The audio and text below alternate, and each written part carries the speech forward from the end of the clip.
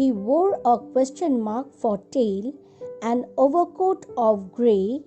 He sat up straight to eat a nut. He liked to tease and play. And if we ran around his tree, he went the other way.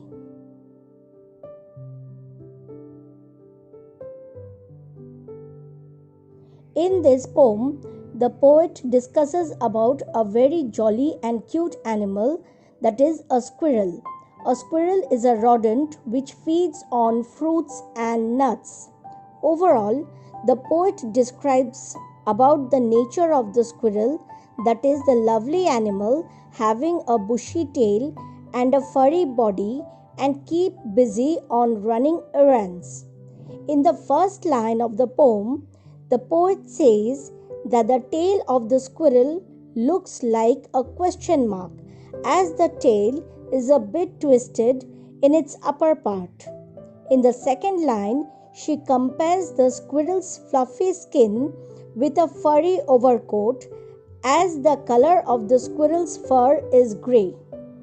We all know that the squirrels love to eat fruits and nuts, and it moves from one branch of a tree to another in search of food. In the third and the fourth line, she says that we people need to have a keen observation to know about the squirrels thoroughly. In spite they run, bend, hang or move from one branch to another, but when it eats, it maintains its body in a particular position, that is, it sits up straight. In the fifth and the sixth line, she wants to say that the animal is happy in its own life in the wild nature and doesn't like human intervention in its life.